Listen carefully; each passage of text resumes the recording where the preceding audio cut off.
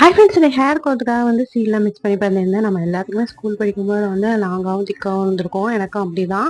One சைட்லாம் பின்னும்போது ரொம்ப கஷ்டப்படுவாங்க, பின்னவே முடியாது அப்படி சொல்லிட்டு. அதுக்கப்புறம் 10th ஆரம்பிச்சு டென்ஷனாக இருந்ததில் கொஞ்சம் கொஞ்சமாக கொட்ட ஆரம்பிச்சது. திக்னஸ் போயிடுச்சு, கொஞ்சம் லாங் மட்டும் இருந்துச்சு. சரி, நான் அதை வச்சு அட்ஜஸ்ட் பண்ணிட்டு இருந்தேன். வளரும்போது வளர்த்தோம் அப்படின்னு சொல்லிட்டு கேர்லாம் பண்ணிக்கல. இப்போ டிசம்பர் மாதம் டயட் ஸ்டார்ட் பண்ணும்போதே இப்படி சொட்டை ஆயிடுச்சு. ஐயோ, இதுக்கு மேலே கொஞ்சம் கேர் பண்ணிக்கலாம்னு சொல்லிட்டு கொஞ்சம் ரெஃபரன்ஸ் வீடியோலாம் பார்த்து இந்த சீட்ஸ் வந்து மிக்ஸ் பண்ணி சாப்பிட்டா ஹேர் க்ரோத் ஆகும்னு சொல்லியிருக்காங்க. இது லட்டாவும் பண்ணி சாப்பிடலாம். நம்மளுக்கு லட்டுலாம் சரி வராது, அது 2-3 நாளே காலி ஆயிடும். சரின்னு சொல்லிட்டு சீட்ஸ் பார்க்கும்போது 5 சீட்ஸ் சொல்லியிருந்தாங்க.